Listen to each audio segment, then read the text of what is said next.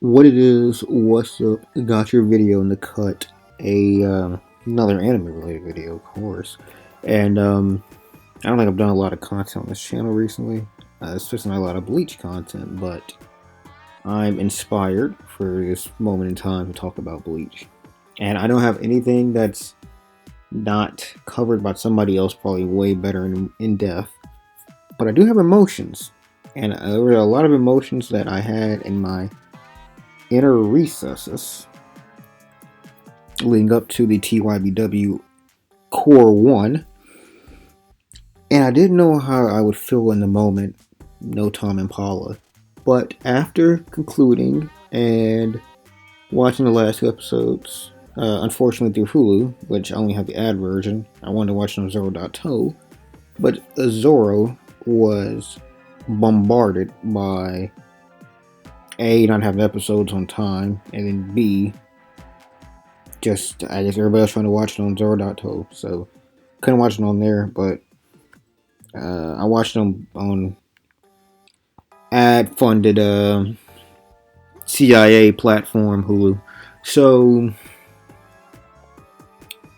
I don't have anything. I don't necessarily want to opine on the episodes in such a way that it looks like I'm doing a review, because I'm not doing a review. That's not what we're doing here. But I do want to say that concluding a part or a core or a season is hard. A lot of people get it wrong, or at least a lot of people don't capture the entire hype of the previous set of episodes as you would like, you the viewer. So with that being the case with this core, where you have what I think many people contend is probably the most hype fight in the rest of the, well, possibly the most hype fight in the rest of the series, in the Yamamoto against Yuhabak fight. That happened. Maybe the most impactful. Actually, I would probably. I don't want to spoil that. This is not a spoiler per se, but in my opinion, the most impactful death in the remainder of the series already occurred. And if you are a manga watcher, I think you would echo that sentiment. I could be wrong about that. I mean, there are other deaths that happen, but I think the most impactful one already occurred. Which, I mean, if you thought about it realistically, who else could die that'd be as impactful, realistically speaking, as Yamamoto?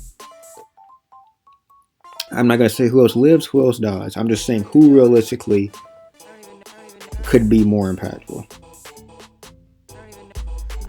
You take that with you and you take it to the bank. I will make sure to note that there are spoilers because of what I just said there.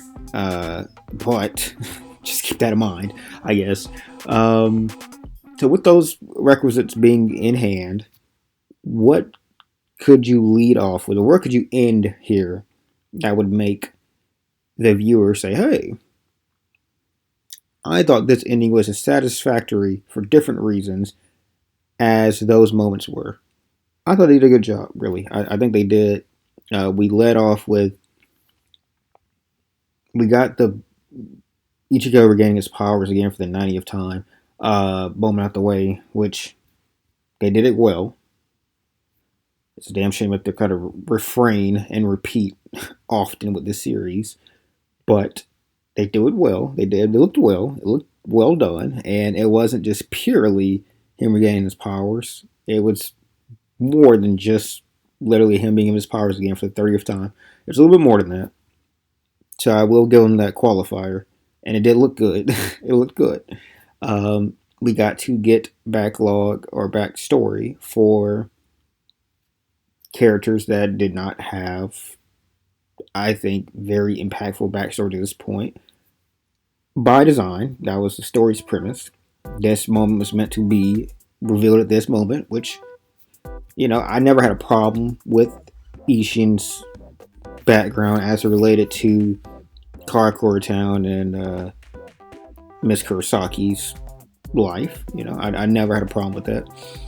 And when I was reading this, I don't remember how I felt about it, but I do remember that it was impactful. I mean, you know, so I read it like 7 years ago. 7 years ago. It's been a while. Now, The pacing is a little bit.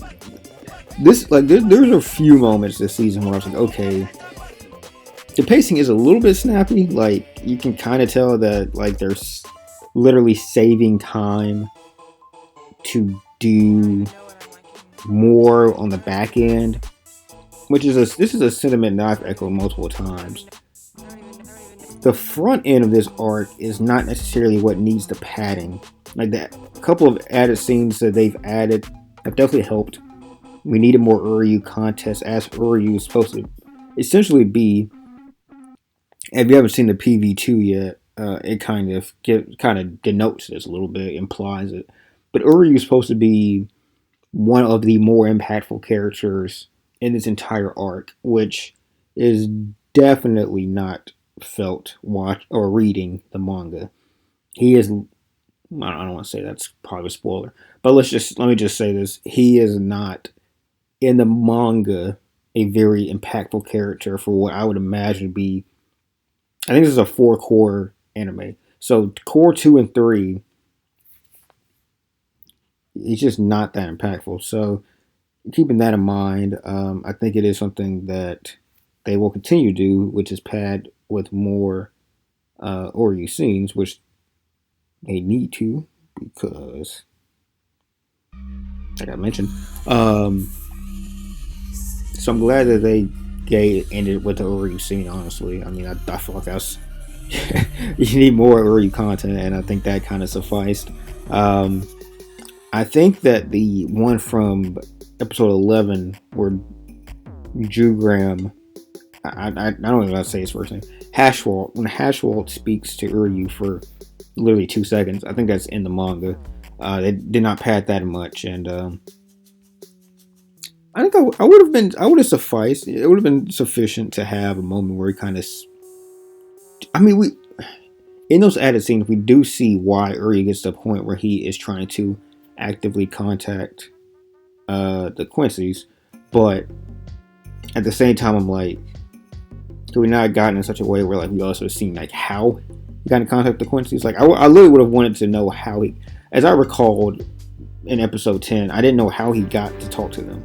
Like I don't think that was ever revealed, and it wasn't revealed here. But you know, we at least got some of the mental processing that led to this point. So that's fine, I guess. I mean, you can't ask for too much. I still like to say that a lot of the padding, if there were padding to be done, needs to be done on the back end. I would say probably more towards core 3 and core 4. Although, being realistic, the Kenpachi fight with a Stern Ritter, try not to spoil everything. That's going to be a core 3 fight, not a core 4 fight. I think that might be core 3. That's probably the most detailed fight in the remaining part, or maybe not the remaining part of the entire series, but definitely in what I'm thinking of as the back half of the series. That's easily the most detailed fight by far off the top of my head. I'm trying to think what else could even match that. I think that's the most detailed fight off the top of my head. So that one I expect to take the necessary amount of time. I don't know how long it's going to be. I would imagine 3 episodes, because essentially the Yamamoto and Yuhabak fight was, I mean, it was all handled in one episode, but like the general beginning, middle, and end of that confrontation took the end of one episode, an entire episode, and then the beginning of another episode, which I risk really, yeah. So I think the Kenpachi, and also with the fight that I'm describing with Kenpachi, there's also other fights happening at the same time. So I imagine that they'll do what they did with the Kenpachi and Unohana fight, and then the Ichigo Renji kind of training montage. I imagine they'll do basically what they did with that, and have different fights kind of strung together, basically back to back to back. I do feel like I feel like there's at least one chapter I was dedicated pretty much to almost entirely Genpachi and Stern Ritter.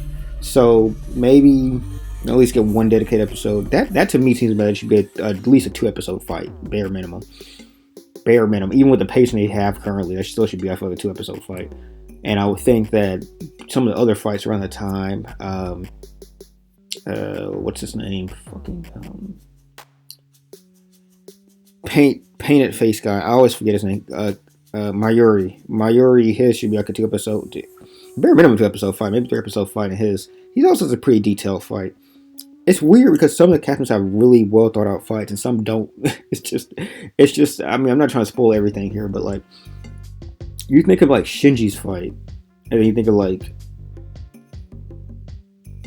is that a spoiler? Like, I mean, I think people need to understand, like, pretty much every captain gets into, every person that is of the good side gets into a fight with a Stern Ritter, or at least somebody on the Stern Ritter side. So I don't think it should be a spoiler to say people get into a fight. Shinji gets in a fight. Urahara gets in a fight. Those two have far different detail or amounts of detail in their respective fights. It's just a shame that some people get really good fights and people get just basically pissy fights, which I felt in the Soul Society arc. They did a good job of having everybody have a kind of impactful fight that did get into a fight. In this one, at least in the manga, that unfortunately does not happen. But again, padding. They could make these, if they're going to be short fights, make them look cool. Have extra time and maybe throw in some dialogue. I don't know, but you know, they're clearly trying to save time. And I've been going this point for way too fucking long.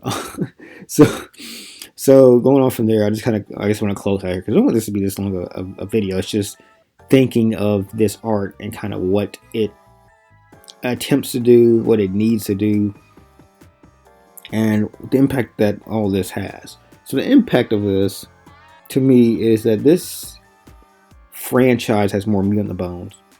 For a lot of reasons, there's a ton of light novels that have literal wells of content that's never been animated. Some of those light novels I don't think have even been serialized in American/Western markets into English. I don't think they've been translated.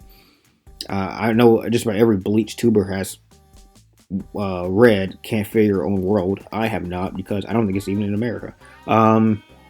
So I don't know how I'd watch it or read it. I guess I'd have to buy it somewhere else. I don't know how to help people read it. Maybe it's serialized. I don't know. But it definitely has not been animated. That's tons of contents right there that they could put in there and make some stuff out of. And there's a lot of underlying text in those novels that... There's also the Hellverse, which... if you've watched that one shot or read that one shot, that is an inspirational level of cool. I'm not going to spoil anything about that, but that one shot leaves a lot to be animated, assuming that it becomes more than just a one shot and becomes an actual arc. There's a lot you can do with that. A ton. A lot. So if that becomes a thing, Bleach has at least, I would say,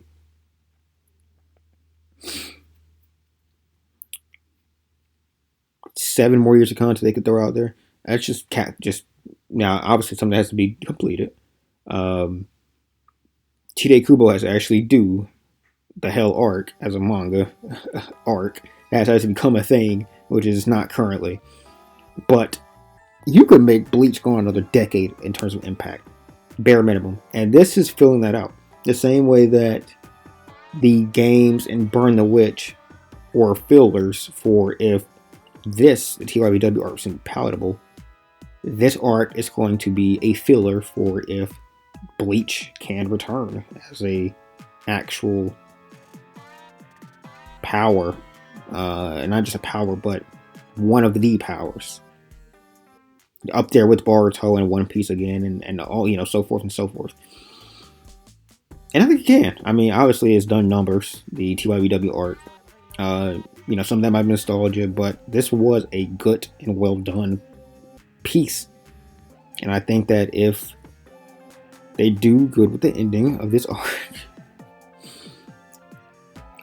and the pacing is not going to be a problem. It's going to be snappy. I don't think there'll be... I mean, they only have 52 episodes, and they have a lot of stuff to do. If anything, it's going to be too short, more so than too long. I don't think the pace will be a problem. But they have to do a lot with that ending to make the ending work. There needs to be a lot done. If they can stick the landing on that ending, I think Bleach will have the numbers needed for the powers that be to look at that and say, this is a profitable product once again. Let's move forward with it. Come on, T-Day. Let's go. I really believe that. That's what maybe I'm a fanboy. I don't know. But 1 out of 4, they've succeeded. They have 4 parts. The first one was a W, A+. They everything you could ask for it to do. Let's just hope they stick to the other 3. Let's hope and pray, guys.